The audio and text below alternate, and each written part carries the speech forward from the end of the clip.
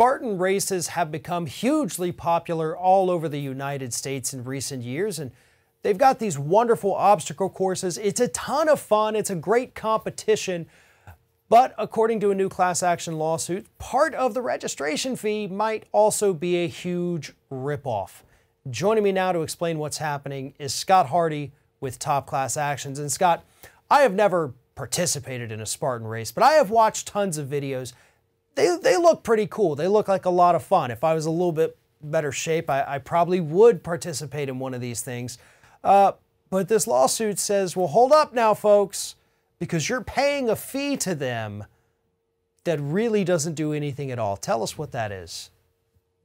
Well, Farron, I'd like to stop and say I'm happy that you're not out there training for a Spartan race. We need you in your office, in your studio, fighting for consumers and making sure that we all get the progressive perspective out there. So don't change. Don't go out there and start hitting the gym and hitting these Spartan races. We need you doing what you're doing.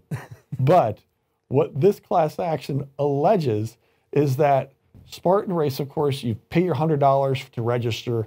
You probably might get charged for parking. You might get charged for them to hold your bag. You might get charged for other things. Of course, merchandise is a huge piece there. But there's also the racer insurance fee.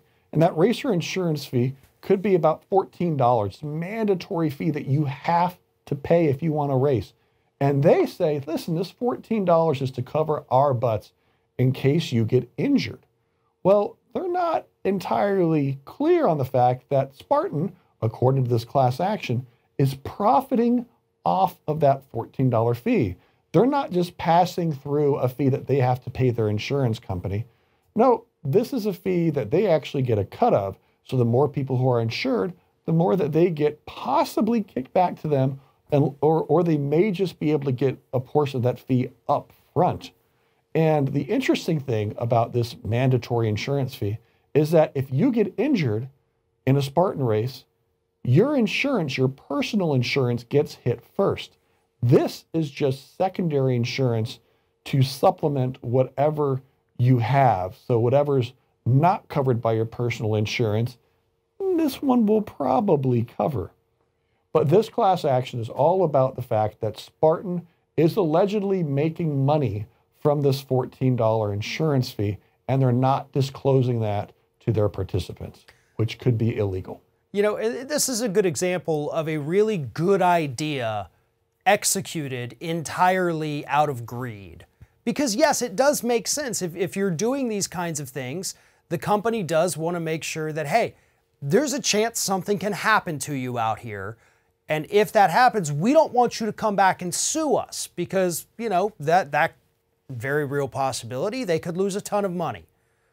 So if they had just said, listen, it's $14, you do have to pay it, we get nothing from it, and it covers you, you don't even have to mess with your own insurance. If you go out here and you break a leg, here's the info, this is what you do, you've paid for it, you're okay, you're covered, goodbye, have a wonderful race.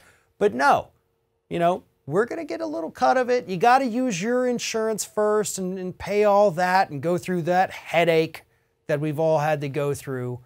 And then this little $14 deal you bought probably will help you out a little bit, maybe. Yeah, I mean, this is ridiculous. They could have done it absolutely on the level, but made the decision not to do it that way. Yeah, and I wouldn't be at all surprised if it started out exactly the way you described it. When they started out these Spartan races, they had to get this extra insurance. And they went, man, we have people crawling through barbed wire, jumping over logs that are on fire. We need separate insurance to make sure we're covered. And so it may very well have started that way, where you had to pay it, that money went straight to the insurance company. But after a year or two, they went, man, we're spending all this money on insurance. We're not seeing any claims. Or not many claims. You know, most people just get scrapes, bumps, bruises, and those are taken care of by on-site EMTs and paramedics. So they probably at some point went, why are we spending all of this money for this extra insurance if we can change it, leave that same $14 charge on there, but be able to pocket some extra one as profit now? You know, that might be happening. I might be completely wrong, but I wouldn't be surprised if that's the case. Well, And if they are profiting on this, they need to disclose it. absolutely. And you know, I mean, Spartan is not an insurance broker. And that's another part of this too. So, you know, you have to be licensed to do that, to take a cut of the fee. There was one point in my life, and I'm glad I moved past it, but I almost became an insurance salesperson here in the state of Florida, and that's actually where this lawsuit originated.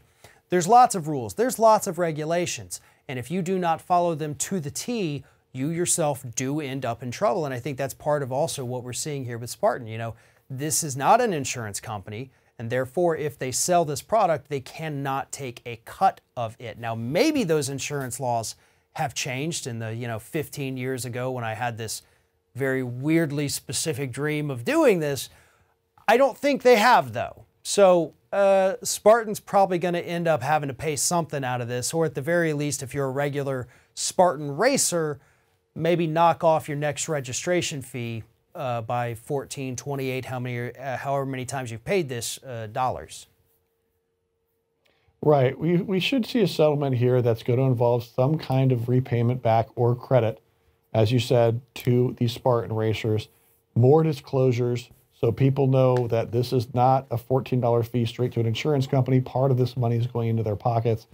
That's probably what we'll see in the end. I'll be curious to see how hard they fight it, because it looks pretty cut and dry. Absolutely. And for more information about this issue, please follow the link in the description of this video. Head on over to Top Class Actions and make sure you sign up for their weekly newsletter. It is absolutely one of the best ways to stay on top of stories like this and so many others that matter to consumers. Scott Hardy with Top Class Actions. Thank you very much for talking with us. You're welcome. Thanks for your time, Farron.